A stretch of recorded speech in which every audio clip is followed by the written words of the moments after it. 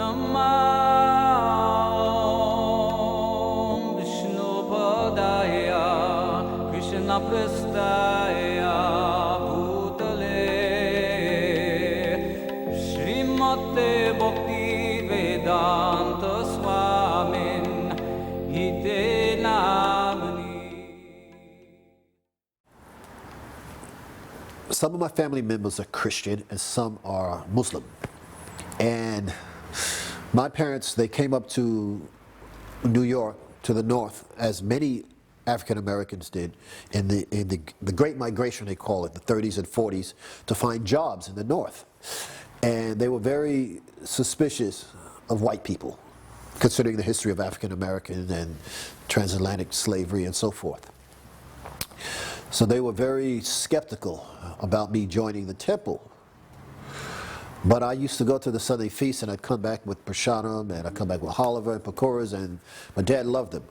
And when I said, Dad, I'd like to join these people, they said that I could join. He says, well, no, I don't know about those people. And then I said, but Papa, they believe God is black. And my father, I remember his eyes. He said, what? He said, now that's what I'm talking about. Those people, yeah. Then, shortly thereafter, my uncle called him up because my Aunt Louise was downtown and she saw me on the Harinam party. And I remember she just stood there and looked at me like this. She was shocked. She couldn't even say anything. I just kept chanting. She went home and told my Uncle Eddie. My Uncle Eddie called my father and he said, Roy, Louise was downtown and she saw your boy on the corner with those Hare Krishna people, bothering people, handing out candies and magazines and asking them for money. What's going on with that? And him and my father, they had a bit of discussion, and he said, look, the boy told me that they worship God and they believe that God's black. My Uncle Eddie said, what? Those people believe that God's a brother? He said, all right, we're going down there. We're going to see this for ourselves. So Sunday feast come. Dozens of people from my family members came. My grandmother came, my cousins, my brothers, my sisters, my aunts, they all came to the temple. Beautiful Sunday feast, the devotees sat them down, they gave them nice prasadam, they got to see the deities, and they saw for themselves that indeed these white people are worshiping this God who's black. And not only that, not only is he a brother, but he's musical. He plays the flute too. So we know he's God. Yeah. So when I decided that yes, I would like to join, my father said, yep, they worship God, God's a brother, yeah, you can join. It's a true story. Yep, you can join because he's black, and we know black is beautiful, so it's good. What I expected, in the sense that here's a sadhu, here's someone who's actually talking the talk, walking the walk, talking the talk. New Yorkers, we have a kind of a jaded outlook, what sort of, I think we were the show me state before Missouri was the show me state, you had to prove it. We'd seen so many cheaters, Satchidananda, Guru Maharaji, this person, that person, the Maharishi. So when I saw Prabhupada, I had a sense that this person is speaking from a platform that none of these other people could speak from. And I felt that it was more than just words going through my brain. I actually felt a change of heart at the time he was speaking. So much so that I was convinced at that point, because I appreciated the philosophy, and I stayed in the temple up to that point, in anticipation that Prabhupada was coming, and I get to see the person who I completely had so much respect for with regards to how he was describing, the philosophy of Krishna consciousness. But when he spoke, I actually saw through his words how Maya and Krishna were present in the assembly of devotees, in the sense that Maya was not so much a concept that I could really grasp, how she's Krishna's energy, how she's controlling the living entities through the modes of material nature. And it was still, but when Prabhupada spoke, I actually saw in my mind Krishna and Maya side by side. I thought this was something that I didn't expect. And it gave me the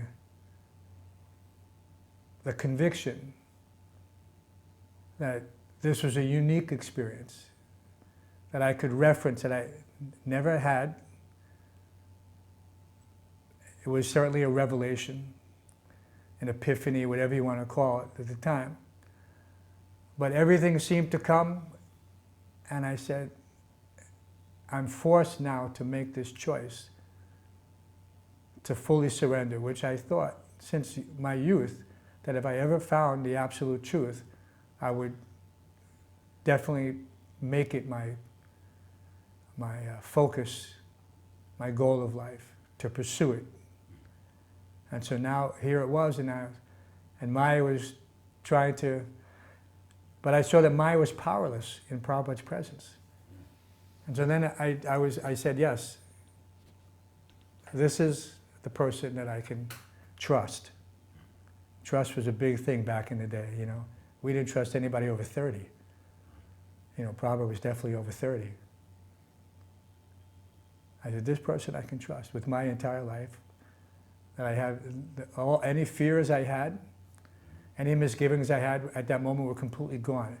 And then I thought to myself, if in the future I ever have a doubt, I just have to remember this moment.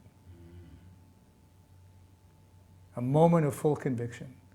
Sadhu Sangha, Sarva Sastrakoy. Lava Matra, Sadhu Sangha, Sarva Siddhihoy. I didn't know that verse, but I felt it at that time.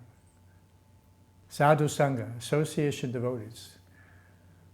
Repeated twice, Sadhu Sangha, Sarva Sastrakoy. That everything is there in this association. So much so that Lava Matra, one moment's association of Sadhu Sangha, of the association of these saintly persons, Sarva Siddhihoy, gives all perfection and benediction. All perfection, but Lava Matra in Sanskrit means one moment, means 1/11 of a second. It's the smallest fraction of time, 1/11 of a second. So having met Srila Prabhupada for that time, that was the first time I'm hearing him speak. He came into the temple, he looked around, he went to his room, and then it came to that was an evening lecture. He used to give morning and evening. And I thought very clearly that at that time, so 1974, I was 23. Well, 75 first time, but still. I have to surrender. I don't have a choice. I was going to the temple every morning, and I was looking forward to it. So when Srila Prabhupada came, he stayed at Stinson Beach. And so Mukunda, before he even came to visit the temple, and Mukunda and I hitchhiked out there. And so we come in the back of his house, of the house he was staying on the beach, and he was there. I saw Kirtanananda, and he was like in a bed sheet or something. He was kind of trying to look like a Hindu, and he looked like he was wearing a bed sheet, a white bed sheet, and he had a shaved head. And Prabhupada walked out in the garden, and Mukunda didn't bow or anything. I mean, it was just like Mukunda said, "Swamiji, this is Richard. I told you about him.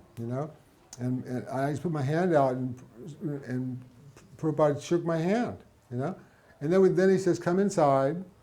And we went inside the room, and he sat down on a bed with his back to the ocean. There was a window behind him; you could see the beach.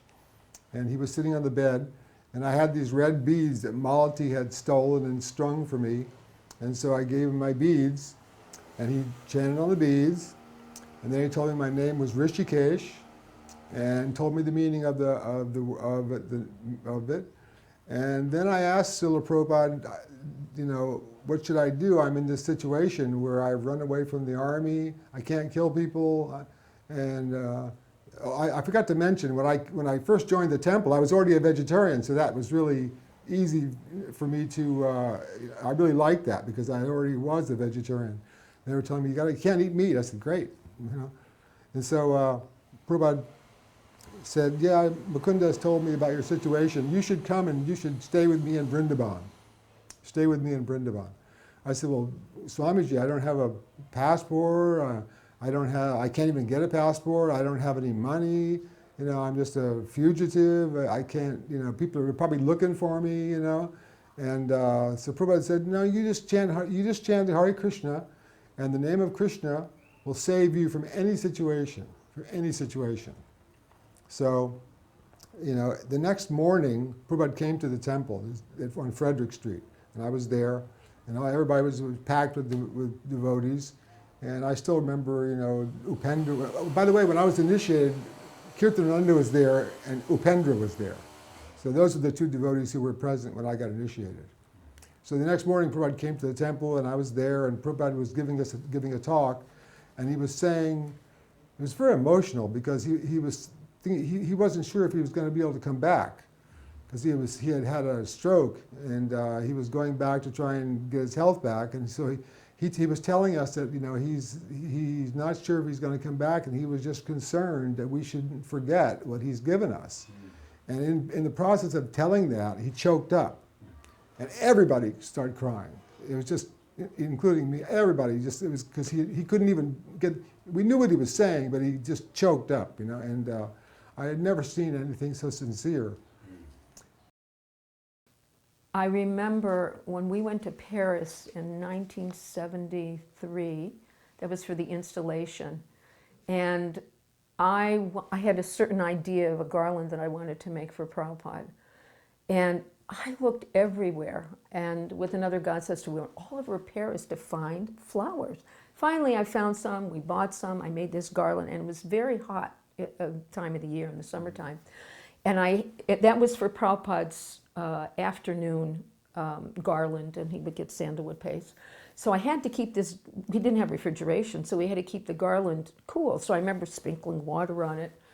So when it came time for Prabhupada to have his garland, one of the brahmacharis grabbed it from him, trying to dry it off, and he said, please, you have to dry the garland. He just said, I've got to go now. Prabhupada has to have his garland. So when this brahmachari came back, I said, well, did you give him the garland? What did Prabhupada say? And he said, he put it on him, Prabhupada took it off and said, here, you wear it. Because it was still wet, and I was crestfallen. When Srila Prabhupada first started to speak to us, all the book distributors in San Francisco in 1972, we were doing big relatively, we were competing with LA, and we expected some kind of pep talk or some kind of, you know? So the first words out of his mouth was, are you reading my books? And Vaisheshika Prabhu and I looked at each other with a smile because we were, a lot. And then Prabhupada explained how much he wanted us to read the books, how important it was for us to read the books.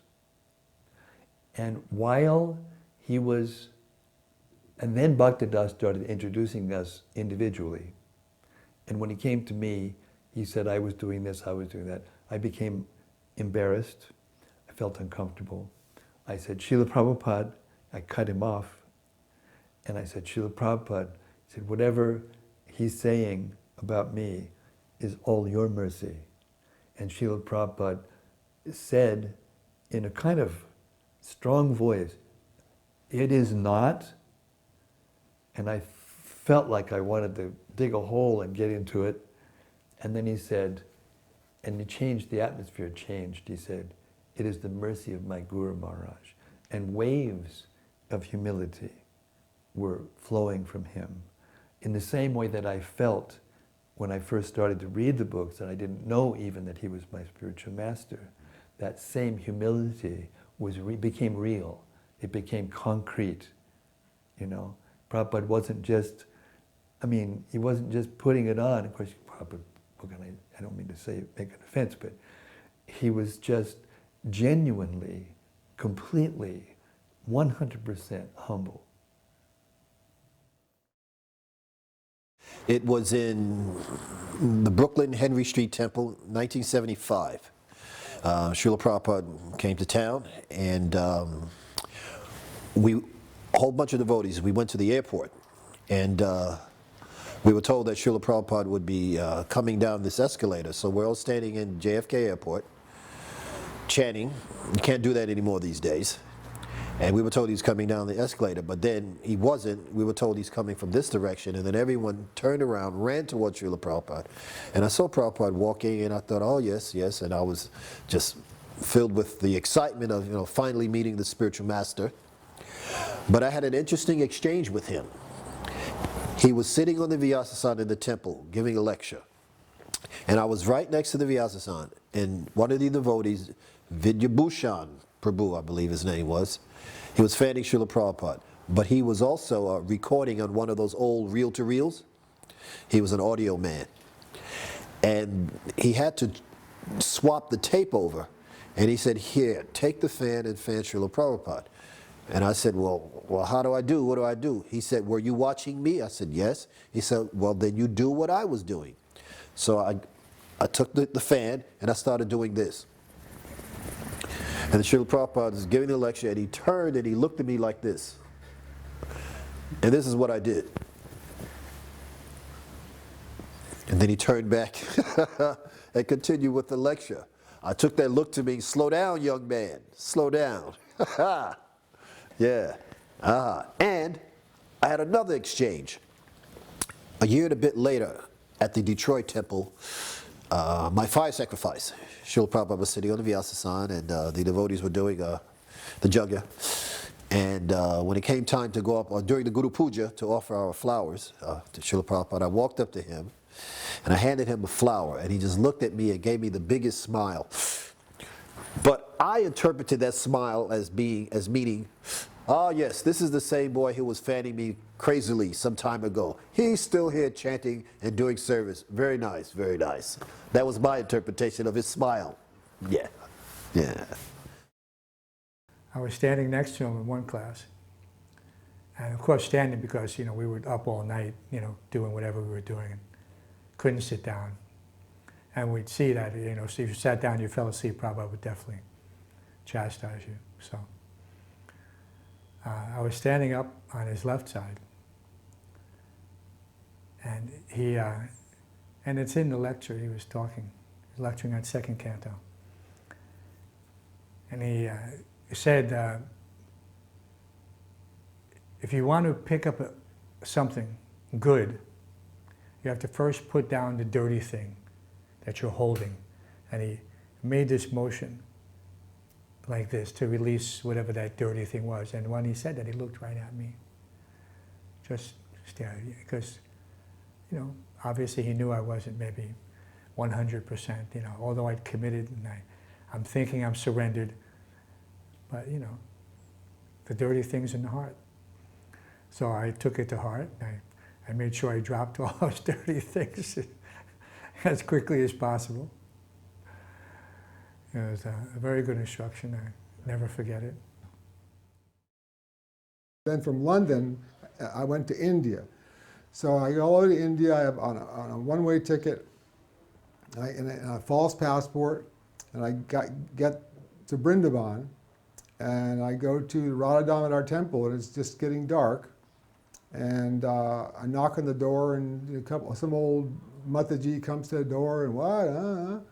Nobody spoke English, and then some Goswami came, and I said, "Is Swamiji here? I'm here to stay with Swamiji." And he started, Swamiji chala gaya, Swamiji chala gaya, Swamiji neha. He started speaking in Hindi, and I was like, at that time I didn't understand anything. So he finally told me, Swamiji chala gaya, Howard Jaj mein, America wapas gaya. Telling me Swamiji had gone back to America and he wasn't here anymore. So I said, wow, can I stay here? can I stay here? They said, no, you can't stay here. You know, so I said, oh, I wonder where I should go. It's getting dark, and I don't have anywhere to go. And they said, well, they said, Ban Maharaj, because they knew Ban Maharaj spoke English. You know, so they wrote something down in Hindi, and I just started wandering around Vrindavan, showing people this Hindi, and I ended up at the gate at Ban Maharaj's place. And there was kirtan going on, and I was standing at the gate, and so finally somebody saw me outside the gate, and they came out. One sannyasi came out named Madan Maharaj, and I told him, I said, I've come to see Swamiji, and he's gone back to America. You know, is Swami Ban here? He said, Swami Ban's in Bombay. He'll be back in a month. So I said, well, can I stay here? And no. This is an ashram where we, you know, I was a mlecha, you know, and there was, at that time, there was nobody in Vrindavan, no foreigners. And so I finally convinced them, let me stay here. Let me stay here to meet Swami Ban, you know. So they said, okay, you can stay here. So for a month, I was there, you know, trying my best. I was Sahib. They kept calling me Sahib, you know.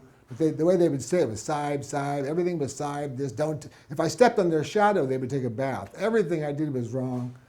And so I was trying really hard to, you know, figure out, and I was going with the program. They, you know, 4:30 you wake up, you know, they had the kirtan, arati, then you did bhajan and all this. I still had my red beads. I got my red beads back when I left the jail.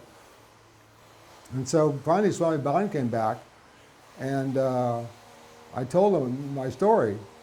And he said, well, you can stay here. You can stay here and practice Krishna consciousness here. And he knew I was a disciple of Swamiji, at that time Swamiji. You know, at that time there was only one Prabhupada. And, there was nobody else called Prabhupada except Bhaktisiddhanta Saraswati at that time. And so I actually ended up staying there 6 years and learned Bengali, fluent Bengali, learned fluent Hindi, learned Sanskrit. You know, learned how to read and write Sanskrit and everything, and Swami Ban was there all the time, so it was kind of like having Prabhupada. It was kind of like 6 years if you lived with Prabhupada every single day for 6 years, and you just got to ask him any question you wanted. When I got back to Mayapur, Srila Prabhupada was there, and you know, I went in and I told him that I was sorry that I hadn't come back sooner, and I didn't get his letters, and he told him the whole thing. He asked me, so how is Ban Maharaj?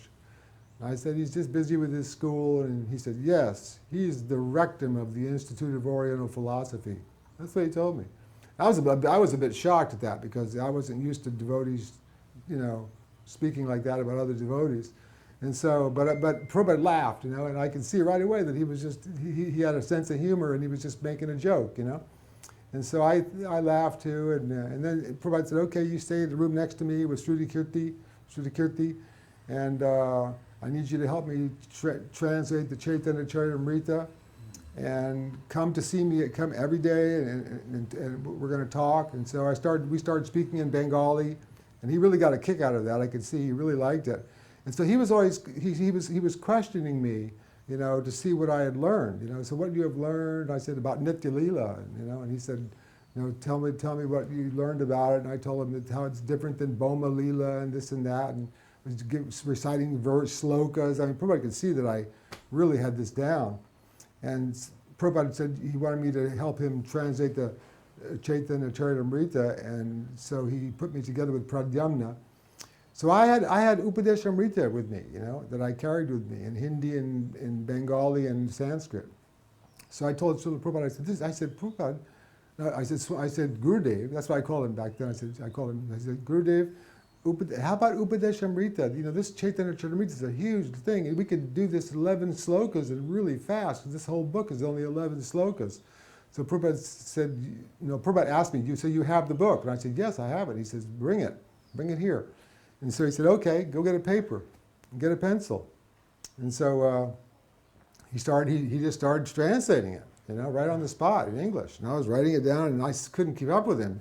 So then he started using his dictaphone and giving it to somebody else to dictate. So during this whole thing, we were having all these discussions about Boma Lila, Nitya Lila, Avatari Krishna, how all these things differ and how, and I was, telling, I actually wrote, 30 years ago, I wrote down all my memories of all the things, the main points that I discussed with Prabhupada, so I'm not going to go through them all now because that's available if anybody, I couldn't even remember all that stuff now, but I had, long discussions, and there was even, I remember when we got to the 8th sloka, and I told Srila Prabhupada, I asked Srila Prabhupada, I said, Astakaliya Leela, is that the real Nitya Leela basis from the Govinda Leela Amrita?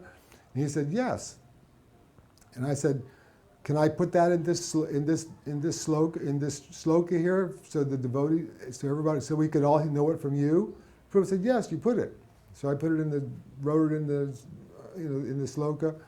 And then we talked about Siddha Pranali, and I asked him, how do you receive it? And he said, when you're qualified, then Guru will give. And I said, and I said, what about realizing your Siddha Pranali, And he, because my relationship, I asked him, I said, is my relationship with you, even after you pass away, and even after I pass away, are we still going to have this relationship in the Siddha form?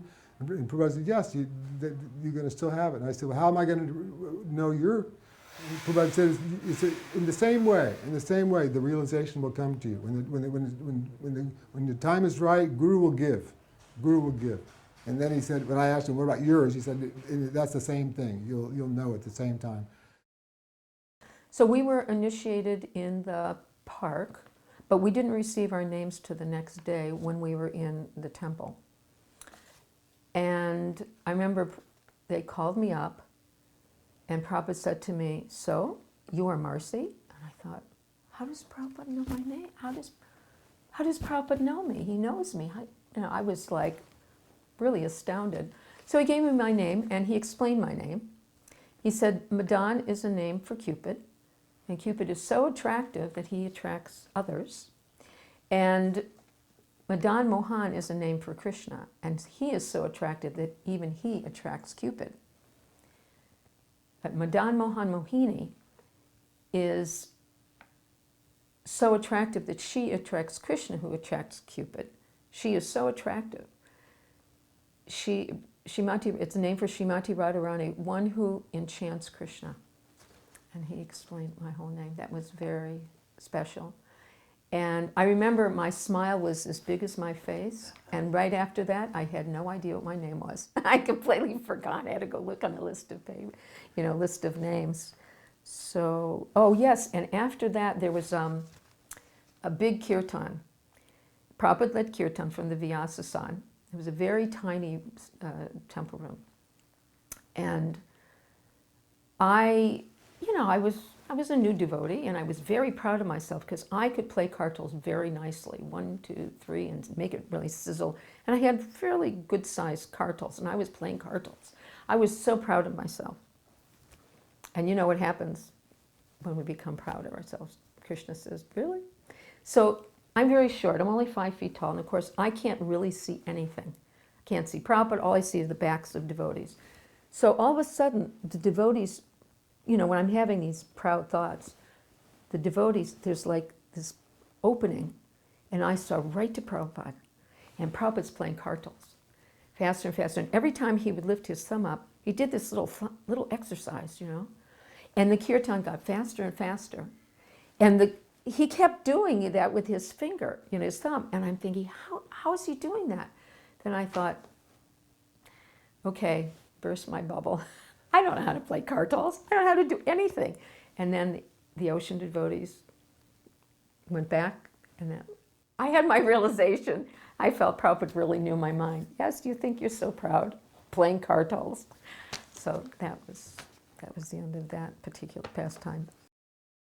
So now we're in Mayapur, 1975, the first really big festival. Mayapur, Hyderabad, Vrindavan.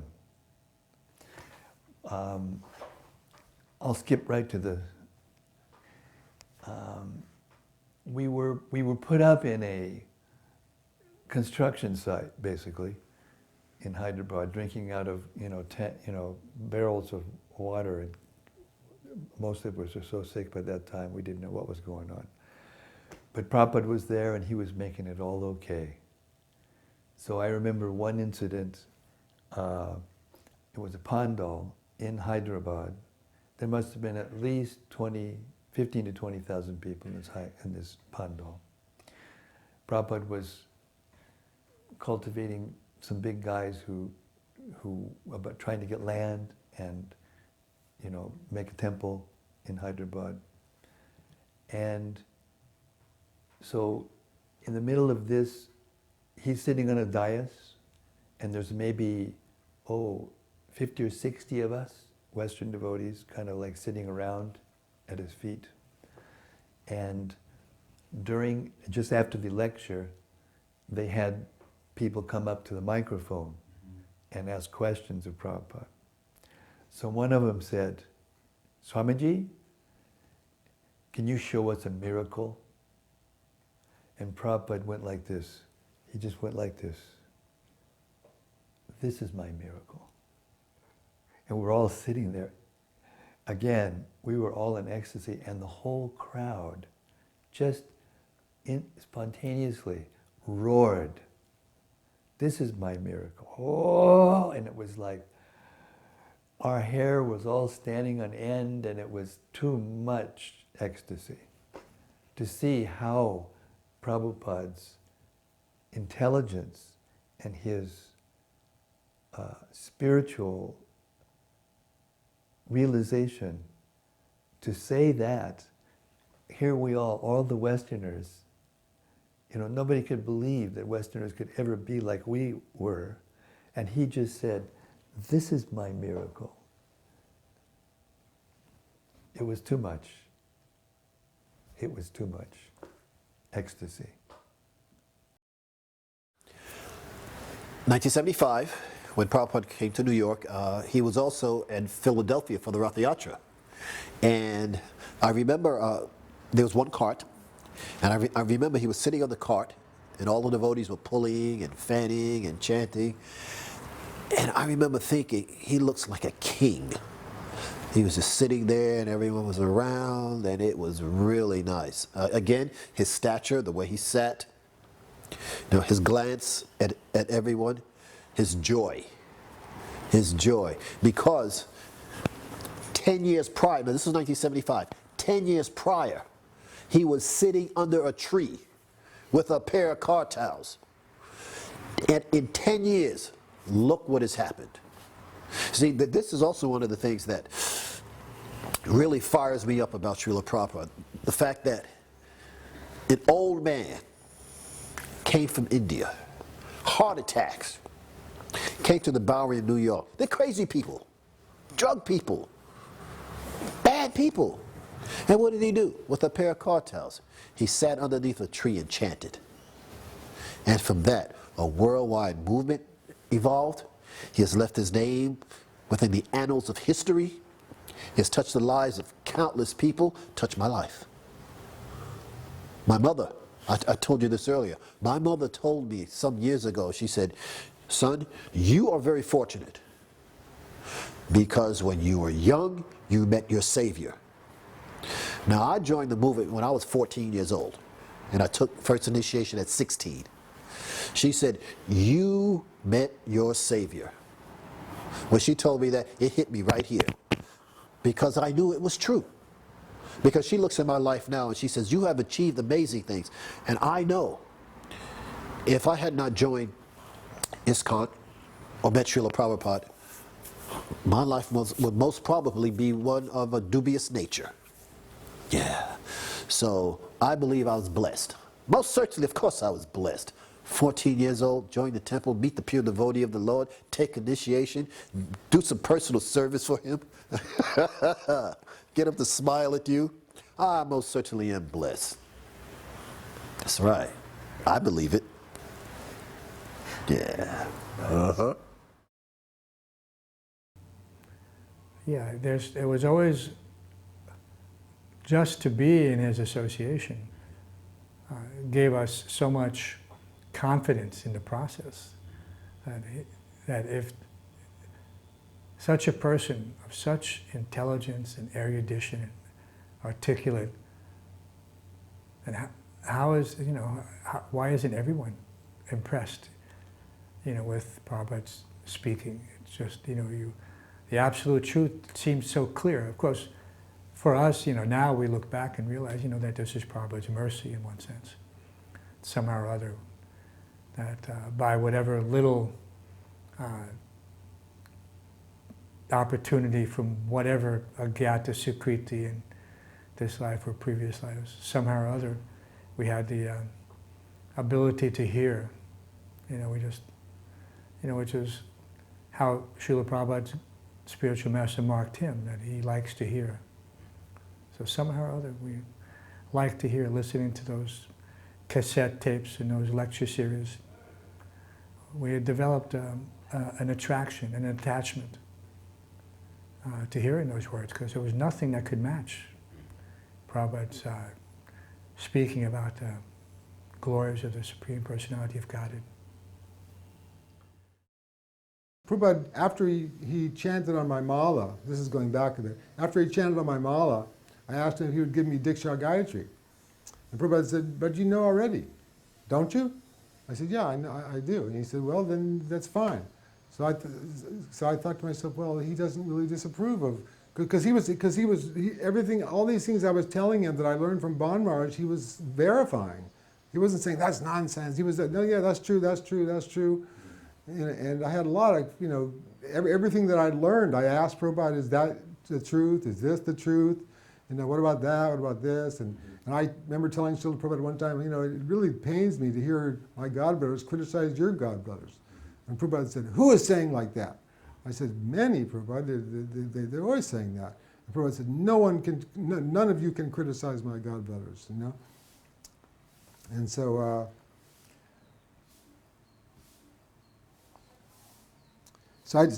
he didn't give me Diksha Gayatri again. He said, you already know it, so just carry on. So anyway, then I asked him if he'd give me sannyas. So he gave me sannyas, and on the day that he gave me sannyas, he had me give a lecture. And there was all the devotees there. There was a lot of Bengali devotees. So Prabhupada said, Prabhupada was talking, Prabhupada was giving the lecture. And I was sitting next to him down on the floor. And he brought up the 10 offenses against the holy name, Dasnam Aparad. So he turned to me and he said, Hrisikeshananda, you tell these Bengali boys in Bengali. So I went on for about almost an hour. I remember one Maharaj telling me, God, you gave a whole lecture. Because I went on, and I was starting to think, yeah, I'm getting this thing. So when I got to the 10th one, Prabhupada just took my memory away. And I just said, oh. So I turned to Prabhupada and said, Prabhupada, I forgot the 10th one. So he instead of getting angry or being he just turned and started speaking, because he was also speaking in Bengali to these Bengali new initiates, So then after doing that book and spending a lot of time personally with Prabhupada and talking in Bengali and asking all these questions, and for about 2 weeks, then we went to Calcutta. Prabhupada got really sick in Calcutta. And so I was, spending a lot of time massaging his legs. He was in his room and he'd be laid out. And I remember I was thinking, wow, is he going to survive? This is really serious, because he was super sick. And so massaging his legs and thinking, boy, I'm really fortunate to get massage my guru's feet. And I was in there, and Srila would be on one leg and I'd be on the other leg. And so it was a pretty close relationship, right? He was really appreciated that I came back to him. And he also appreciated that I had had all this training. I remember one time, in the Gaudiya Mat, whenever they finish the kirtan and they do the Pramadavani, everybody remains standing. They like Jai Om Vishnupad, and they're like boom, the kartals and drums and so after that's finished, then they all bow down. But so I'm standing there with all the devotees. The kirtan is finished, and everybody goes down, and I'm just standing there all alone. And Prabhupada's sitting on the Vyasa asana, and I'm standing all alone. Everybody's bowing down, and somebody was giving the jai, and nobody could bang any cartels because they were all bowing down. And I was standing all by myself, and I remember looking at Prabhupada like, what are they doing? And Prabhupada looked at me like, and then later he told me, he said when he was in New York, as soon as the kirtan would finish, they started doing that. And he didn't want to discourage them. And now it had become a thing that, it was almost too late to fix it, But I remember looking at Prabhupada, and Prabhupada kind of shrugged, because he knew that how it was done in the Gaudiya Math, every Gaudiya Math, the way it was done. So it was Amsterdam, 72. This was the day after the installation of the deities, Jagannath, Baladev, and Subhadra. And they announced that Prabhupada was going to come for breakfast that morning. Now, the scene in that temple, I think it was an old garage or something, where they have a row of garages. I mean, I really don't remember, but I just remember being like one big room and maybe a couple small rooms. There was a little office, a little kitchen, the temple room, and they did makeshift, there was a sink there. They made makeshift bathrooms and sinks where you could wash your plate. But it was just a main room that you walked into. And I think upstairs the brahmacharis lived. And so where are they going to put Prabhupada? Oh yeah, and there was Kishori's room with her 2 children. So where are they going to put Prabhupada? Prabhupada was staying around, the corner, not far from the temple. And they thought, okay, we'll have to put her in Kishori's room. Where else are we going to put her? So, put Srila Prabhupada. So the brahmacharis went into her room, and they took every single thing from that room. And I kid you not, I was there watching. They just took everything and threw it into boxes. And they took the boxes and carted them off around the corner and put them in a van, one of the devotees, temple vans. And so they're trying to clean up this room. And at the same time, everybody's trying to clean up, in that main little area there and clean plates. And I mean, it was pandemonium personified. And of course, ecstasy, because we were so excited to see Prabhupada again. So anyway, so they're in Kishori's room and they're trying to clean it up, but she had children, and children like crayons and things like that, and they mark on the wall. So what are they going to do? I mean, this is my remembrance of it. So they took pictures of Krishna, and they put a picture here, they put a picture here, they put a picture here, they put it. It's not like you walk in the room and all the pictures are nice. They were like just covering up spots of crayon or whatever was on the wall, I thought. So then what was Prabhupada going to sit on? There's no asan. Nobody knows what to do. So they made another announcement, and they asked devotees if they could please donate their sleeping bags. And they piled them up, one on top of another, and put a cloth over that for Prabhupada's asan. Anyway, and they got some table. And then they needed plates and spoons for Prabhupada, the whole thing, So they made another announcement, and I remember Sarabi, our godsister from Australia, we were in Germany together. So she donated that for Prabhupada. So when Prabhupada came, we had, all this is going on. It's like, you paint the floors, you paint the walls, and Prabhupada walks in, and why is the, floor sticky? So, you'd think we had it all together, which we had nothing together. But right as Prabhupada walks in, flower petals. Prabhupada goes and takes darshan, and the flower petals, and Prabhupada's walking on this flower petal little aisle into that room. And I thought, I have to see what Prabhupada looks like in that room, sitting on top of Muchi sleeping bags, borrowing somebody else's spoon and plate. And I looked into the keyhole, and Prabhupada was sitting there as if he were sitting on a golden throne.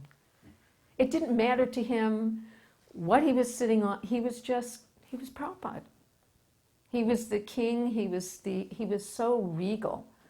He was so wonderful and so accepting of our mlecha, qualities. It was so embarrassing. But then you got your sleeping bag back. And then you had Maha's sleeping bag. So now we're in Vrindavan. And getting ready for the opening of Krishna Balaram Mandir. And Prabhupada, I'm sure that you heard a lot of things from a lot of devotees about this, but he was like a tiger, you know, and every detail he was overseeing. So we're walking out, you know, remember in the temple, Krishna Balaram Mandir, there was a fountain in the front. We were walking along there, and Tamal Krishna Maharaj had handed me his danda. By that time I was kind of like being thought about, you know, as being potential sannyasi. And so anyway, Tamal gave me his danda, and we were walking along. And then Prabhupada looked at him, looked at me, and I just handed the danda back to him, you know, because it was a message. It was a message, definitely, from Prabhupada to Tamal Krishna Maharaj. And then we kept walking, and there was some refuge where the Samadhi is now, that corner. There was some refuge, because everybody was decorating and getting ready for the thing. And Prabhupada stopped. He pointed his cane.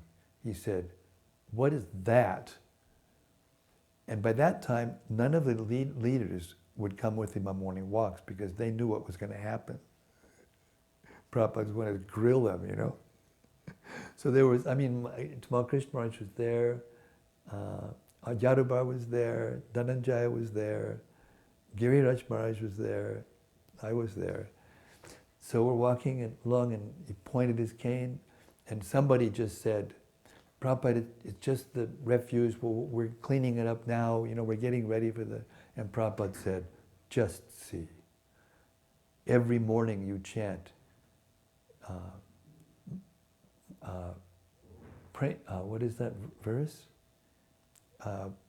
Mandira marjanado. Mandira marjanado. You sing it every morning, and you don't even know that that's also the temple." A pin could have dropped. A pin could have dropped. So we started to walk, and fools rush in where angels fear to tread. So I said, "Srila Prabhupada," he turned around, and I said, "Oh my God, now I've got to say something."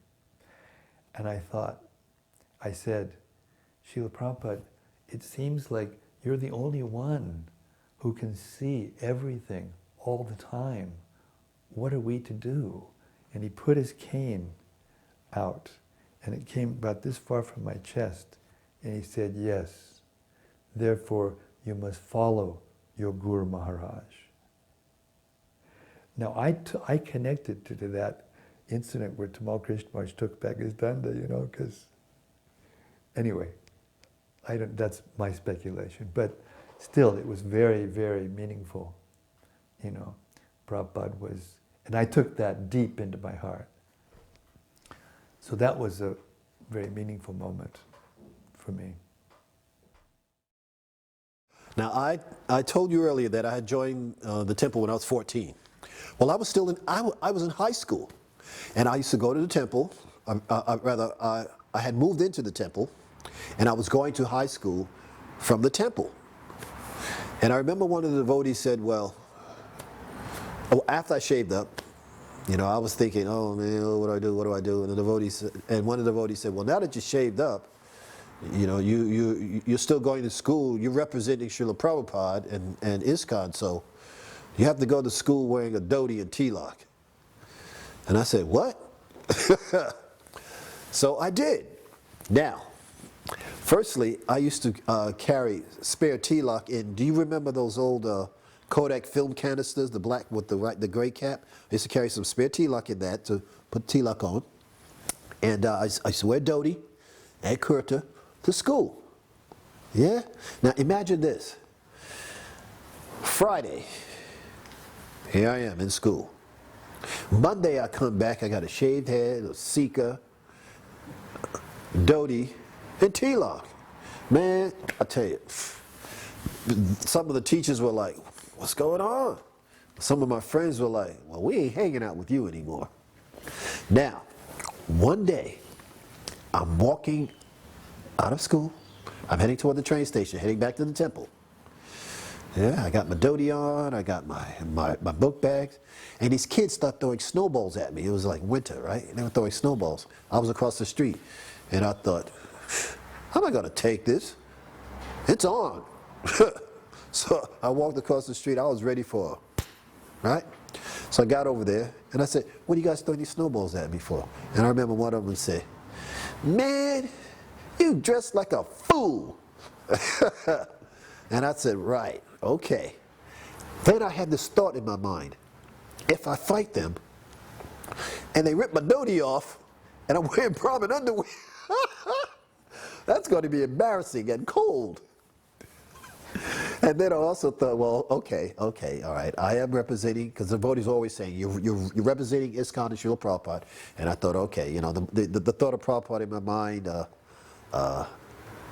and fighting that just didn't go. So I thought, okay, I won't fight them in my dhoti. So I turned to walk away. I didn't turn back to look at them. And they were throwing snowballs at me. And the snowballs were going here and going there and over my head, and none of them hit me.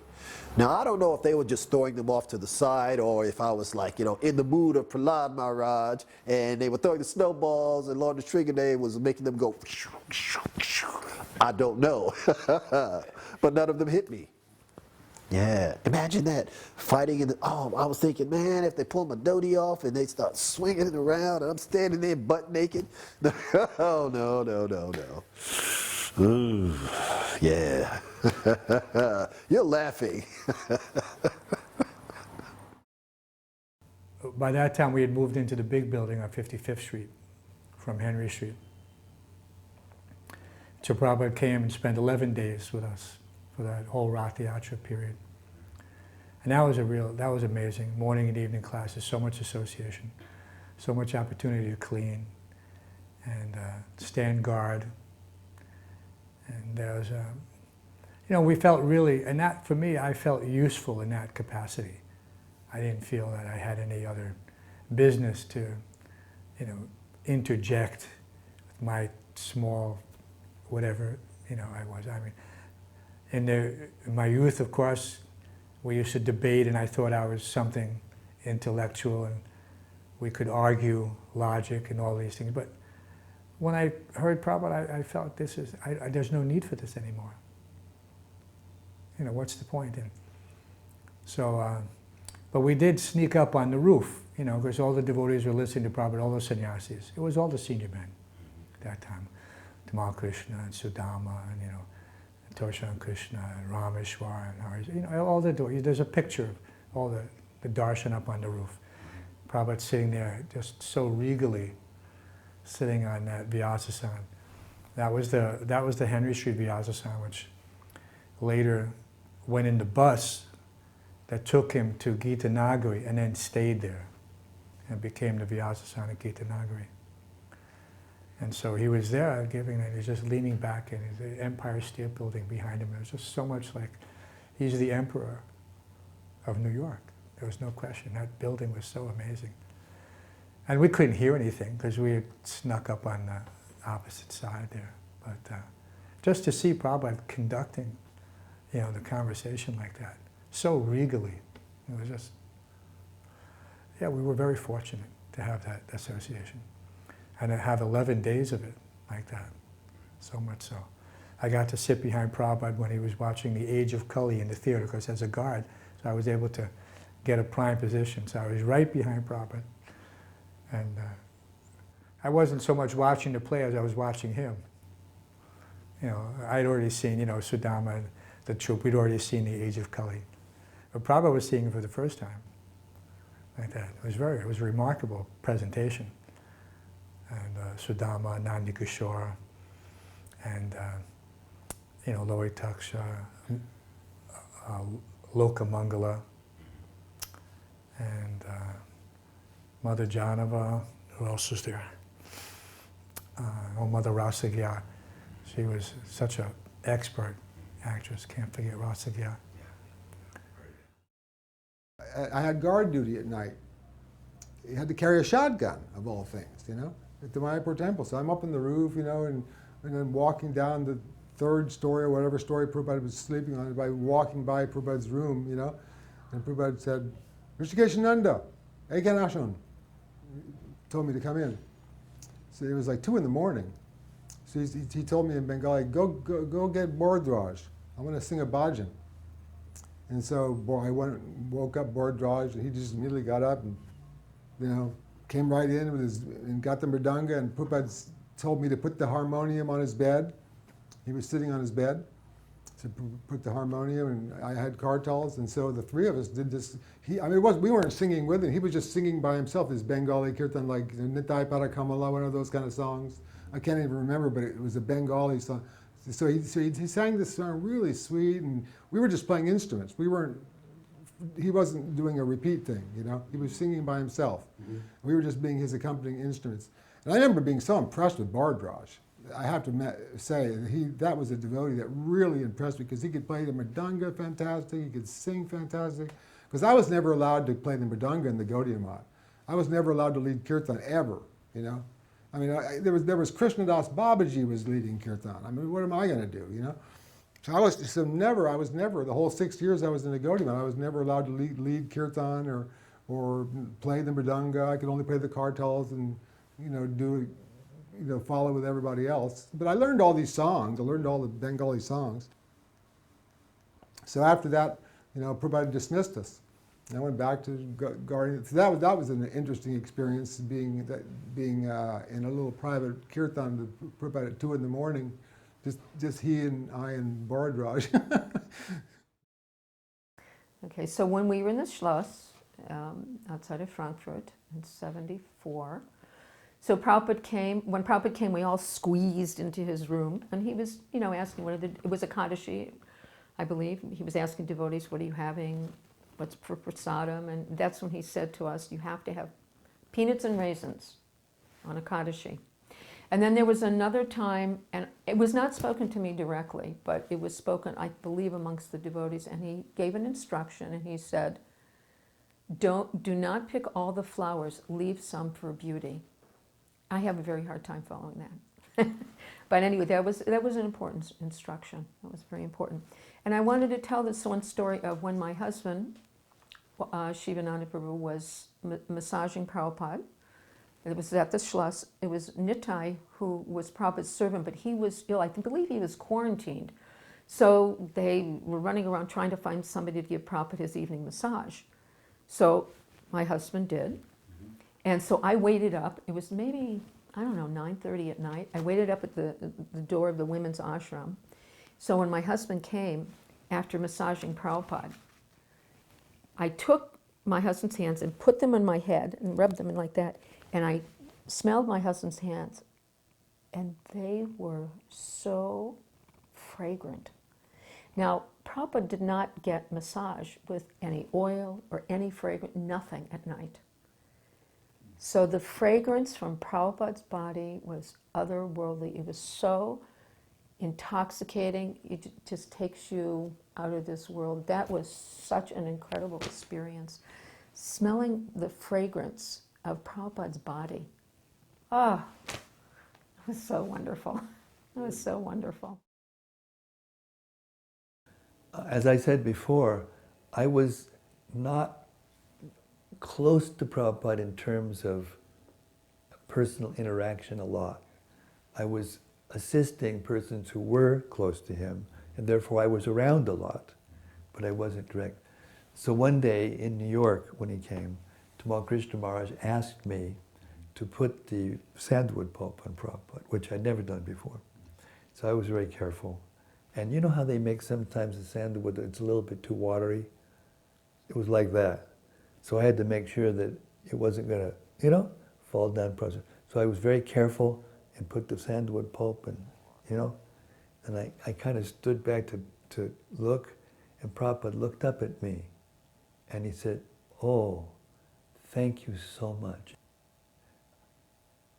Prabhu, the love that was coming from him for such a little thing as just putting the sandalwood pulp on his head was so powerful.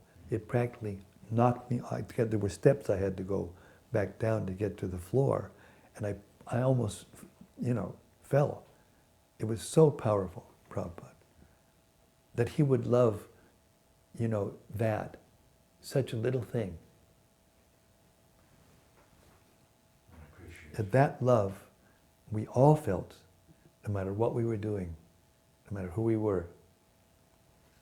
And that's what propelled this movement, and it caused it to explode around the world, without a doubt. One day, he called me in his room, which he did every day, and he showed me a paper. It was a paper with my picture on it. And it said Richard S. Brown, alias this, alias that, and it was from Bon Marsh had printed this thing. It was kind of like an employer, who loses an employee to another competitor, because I had met all these rich people. I knew all these rich people, Sumati Mukherjee, every single rich guy in India. I knew them all, because I had worked on 2 schools with Bon Marsh. One of them collecting money, one of them collecting all the materials. I had to go around India and Jaipur and all these places. Built the school in Underground, which is still going, that school. So, what was I saying? And he saw the newspaper article. So it wasn't a newspaper article. It was a flyer that he had sent out to all the people that he had introduced me to, notifying them that I was no longer with him. But he did it in a really, like I remember saying he's disloyal to his country. I couldn't believe it, because he was like really sympathetic that I had run away from the army. He was like disloyal to his country, disloyal to his parents, disloyal to his guru, and he's run away and he's a fugitive, and it was like a bust, And so I told Srila Prabhupada, what should I do? I've got to leave India. I can't. I mean, this is, So Prabhupada told me, he said, well, you should go to Amritsar.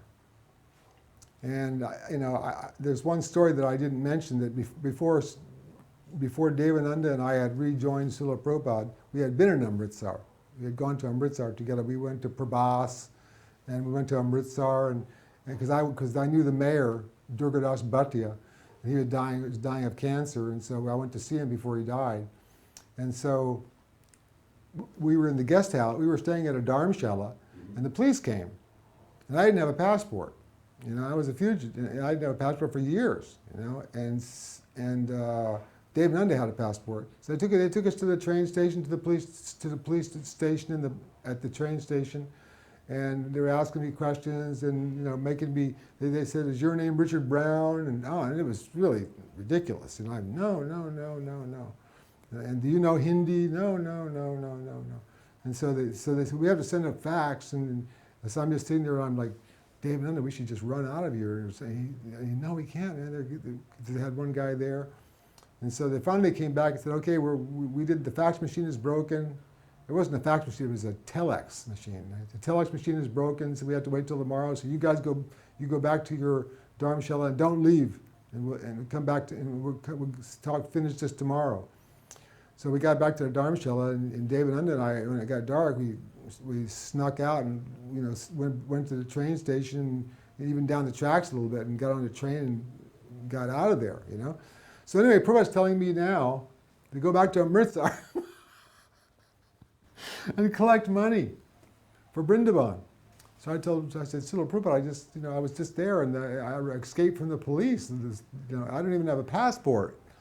So Prabhupada said, well, you should go to Bombay and with Tamal Krishna and meet Tamal Krishna, and he'll help you get a passport. And then you should go to Nepal. You should leave the country, go to Nepal. I didn't know it all the time, but Prabhupada was really upset about my being stolen by Bon Marsh. And so Tamal Krishna gave me 750 rupees, and I went down to this place. He told me to go to this travel agency, and so I ended up getting a passport with somebody else's picture. Somebody else's picture. It wasn't even my picture. And so, so okay, I had this passport, and it didn't have an entry visa. Didn't even have an entry stamp. It was just a passport with no entry stamp. So I couldn't even use it to leave the country. So what I did was, Devananda and I, we took the train to Birgunj, to the border of Nepal, and I just walked down the tracks and walked across the border, and he said he'd meet me in the town, and I just walked through the jungle and came over, and we met up, and then we went to Nepal. And get to Nepal, and it's just a complete hippie scene, So he and I both fell down in Nepal. We both fell down, and I ended up getting involved with a woman, getting involved with a girl, and meeting a sadhu, Kali Baba, Hrisikeshananda Kali Baba, who was he was the #1 sadhu in Nepal. And I became friends with him, and he gave me a Shaligram Shila that I still have to this day.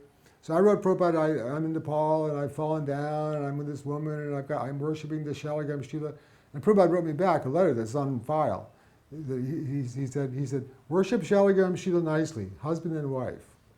And don't forget, and strictly follow the 4 regulated principles and chant 16 rounds. Now, he didn't, scold me or tell me you can't do that, or I'll come to Nepal, and thank Kali Baba for, Prabhupada was really merciful. This was in July of 1976, and we went from Boston to New York. My husband, my son, and I, we went to New York to the first Ratha Yatra, which was such an incredible experience. So my son was just not quite a year. It would have been a year that next month. So after Guru Puja, at that time, Prabhupada was giving cookies. So I went up to get I had my son in my left arm, because by that time I knew you're supposed to take prasadam with your right hand. My son like this, but he was facing Prabhupada, and I was holding him. And I went up to get my cookie from Prabhupada, and I got my cookie. And Prabhupada held a cookie out for Shamakunda. And Shamakunda was just staring at Prabhupada, and staring at Prabhupada, and staring at Prabhupada. And I didn't know what to do.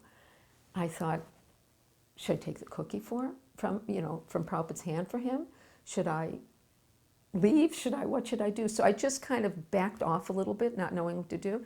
And when Prabhupada moved, he only moved one part of his body that was necessary to move at the time, which was his hand.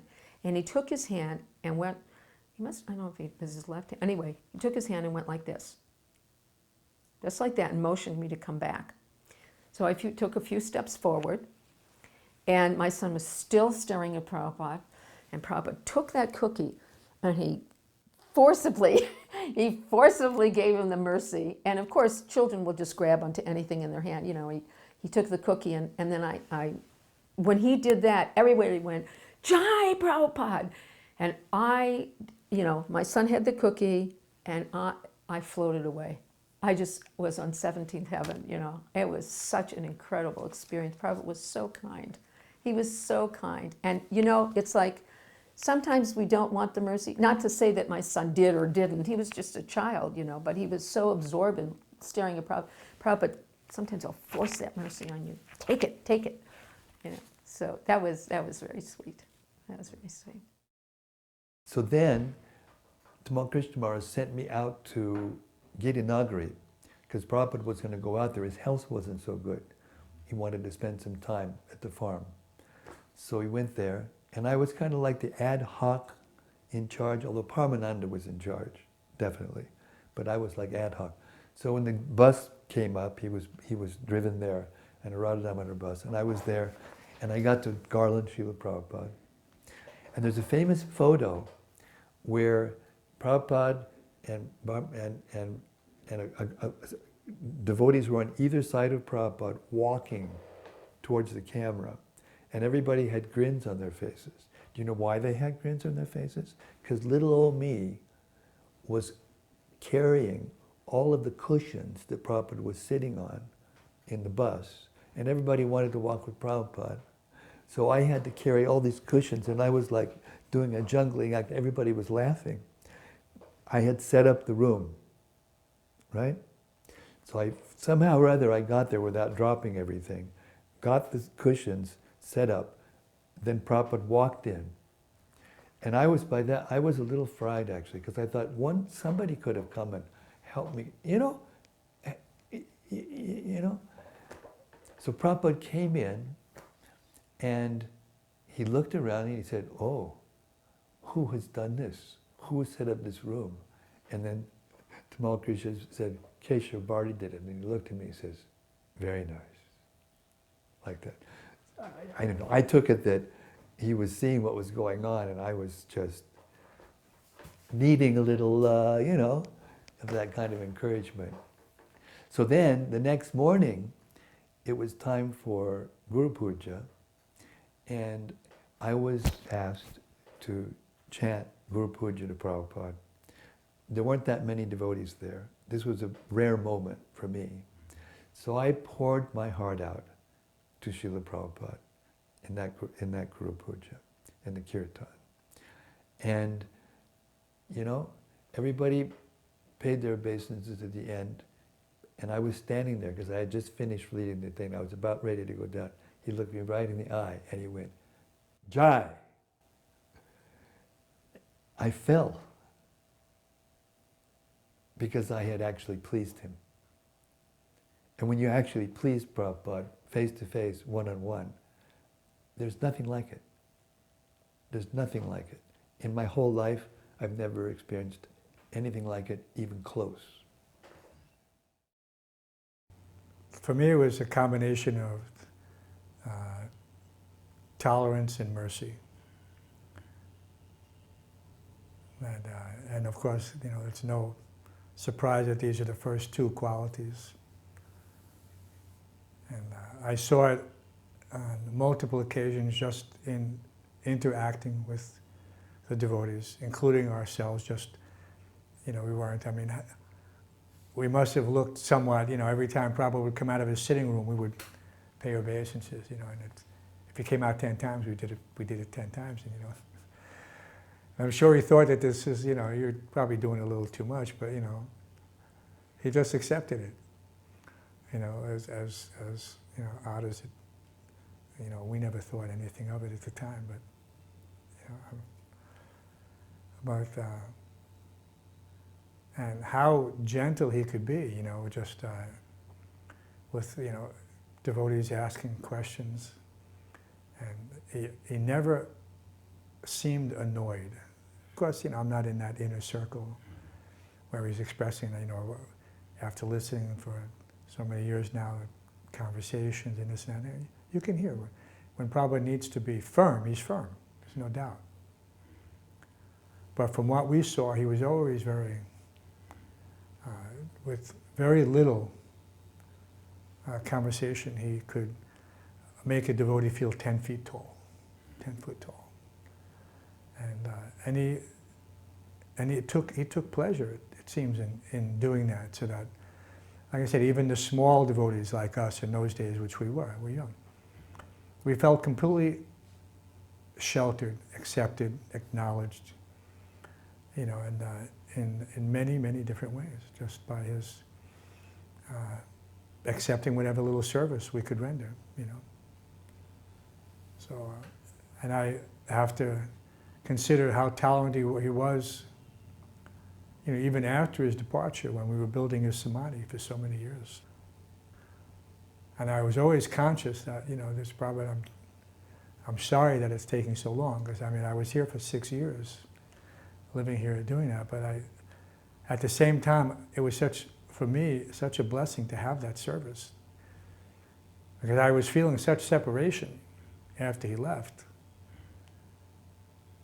And when I got that service, I felt like I was whole again. And now I'm back with Prabhupada every single day. You know, so that was a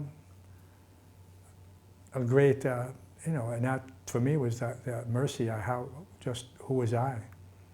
But somehow or other, because I had a little bit of experience in doing construction, and for whatever reason, the opportunity was open, and I couldn't understand myself why people weren't like lined up for this service. You know, and India presents some particular challenges, but I thought the benefits far outweigh, you know, whatever inconvenience there might be. Of course, and my good wife with my 1-year-old daughter, you know, they deserve a lot of credit, because to pick up and move from a very comfortable situation to what was as far from comfortable as you could possibly imagine. And then to do it for years, because it took years and years, all the marble, all hand carved. So, I felt that I got a reprieve, I got extra association. I got association that I may not have deserved. But yeah, those 6 years were amazing. Think about, because I also was involved with education in our movement, I think about how Srila Prabhupada, how he taught us every single thing that we know, every single aspect of life. And he taught us, like I mentioned earlier, through words, through his instruction, but by his example, his perfect, pure example. Everything he did was so perfect. And, if you were aware enough, you could learn from everything.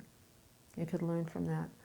And of course, his humility, when I was offering him garlands, Prabhupada, somebody gives me a garland, I think, I'm a Prabhupada. You think all these things go through your head, even though, I shouldn't be thinking like this, but Prabhupada was not, he just accepted on behalf of his spiritual master, the disciplic succession, Krishna, he just, with all humility, just so, especially that last time in Sweden when I garlanded him, all humility. It was, and his kindness, he always acknowledged everything that everybody did. And you could see that in his interactions with everyone. So the little bit, direct, indirect service of, garlanding, but I could feel that acknowledgement, and that humility. Srila Prabhupada had many qualities. The 26 qualities, there's so many that really impress me. But if there was one quality that impresses me the most, and that is heroism. Why? Because of the story that I mentioned earlier about him fearlessly coming from India, going to New York, sitting under the tree, dealing with all sorts of craziness and mishaps and heart attack, and starting his worldwide ISKCON movement. He was a hero. Fearlessness as well. He was fearless in order to do that. He was fearless. Spiritual awareness, Srila Prabhupada's. One of the things I'm really impressed by is Srila Prabhupada's intellect. I must admit, my vocabulary, my pronunciation, my diction, has all come about due to reading Srila Prabhupada's books. Why? I'll tell you why. Do you consider me to be a man of intelligence? Nicely spoken, articulate? Well, I never finished high school. But I accredit my intellect and my usage of the English language to Srila Prabhupada's books. Absolutely, absolutely. I would read his books, and I would also have a dictionary, because some of the words I was unfamiliar with these words, and I'd read it and then I'd look it up in the dictionary and go, yes. So when in a circle or when around people who are older than myself, I'm able to speak to them nicely as a man of intelligence. Do you know I have gotten many jobs in the past?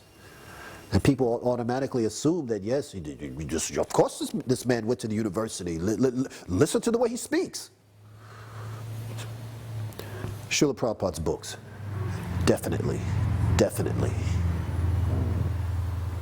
Yeah. And another thing.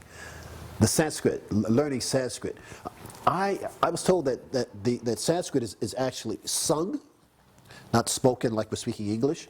So when we would have kirtans or bhajans, the different melodies, some of the melodies, just the Sanskrit language. In Sanskrit, it's called Devanagari, which means the language of the gods. See, stuff like that, hits me, like deeply. When I came to the temple, and I saw the paintings in the temple of the demigods, Krishna, Arjuna, the warriors, you know, the chariots. See, I'm a warrior. That's obvious. The chariots, you know, the armor, you know, the bows and arrows and the stories. Oh, just captivated me. I love the Mahabharata. Oh, I love it. Oh, yes, yes. The philosophy of Krishna consciousness. You see, this really hit my intelligence, even at a young age of 14 years old, reading about Krishna immediately. See, when I was 11 years old, I tried reading the Iliad, Homer's Iliad and Odyssey, and I was only 11. I like philosophy. I like ancient readings. Yeah, these things appeal to me, and when I joined the temple, and it's just the whole philosophy of Krishna consciousness is just the idea of the fact that God is a person, a supreme person. This really appealed to my intelligence, because coming from a family that's Christian and Muslim, we learned about God. So when I came to the temple, they were believers in God. I didn't have a problem with that. But to find out that God was actually a person, that really hit me here and here. Why? And it was explained to me like this: God is a person, a supreme person. And just like in the Bible, it says that God created man in his own image. And I would always wonder about that. But then the devotees explained it to me like this. Just like we have hair, eyes, fingers, hands, toes, and so on and so forth, so does God. So does God. And the reason why we have it is because he has it. And I thought, that's interesting. That's very interesting. Actually, I'll tell you a story. Do you want to hear a story? This is a good story. In my school once, I had several gentlemen from the local mosque here.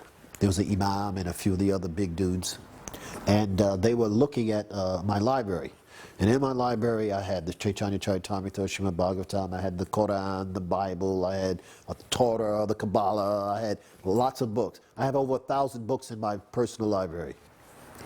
And they were looking at it, and they were going, Ali, Shabazz, this is haram, this is no good, you've got these books and this and that. And also I had photos of the Sringadev and Krishna, and they were like, oh, this is haram, this is bad, this idol worship. No, this is wrong. I said, no. I said, these books, these photos, are these God? These different beliefs. And then they said, no, but Allah, when you see Muslims do this, Allah is one. He has no partners. And I said, okay. I could see that I was ready for philosophical battle. So, adhering to my understanding of Vaishnava philosophy, mentally I was like, oh, roll my sleeves up, baby, it's on. It's a fight. We're going to get it on. So I said, okay. God is a person. And all these religions, all of them are correct. And they said, oh, no. I said, all right. You have to understand, the current that runs through all these different religions is you be a good person. You go to your house of worship. You honor your parents, your family. You obey the laws of the land. You give some remuneration to your religious institution. These qualities run through all these religions. And they said, yes. I said, well, they are all good. Just like, for example, you say that Allah is one, right? I said, okay. My father is one person, I said to them. And the relationship I have with my dad is, say, different from my mother. Because she knows things about my father I will never know. She calls him sweetheart, honey, my husband. I call him father. His uncle says, oh, okay, well, he may be your father, but he's and your husband, but he's my brother. I know things about him. You, your wife, the wife, and the son, you don't know. His best friend will say, no, wait a minute. Your dad, he's my best friend. I know stuff the wife and the son don't know. My grandmother would say, well, hang on a second. I used to change his diapers. I know things about him none of y'all know.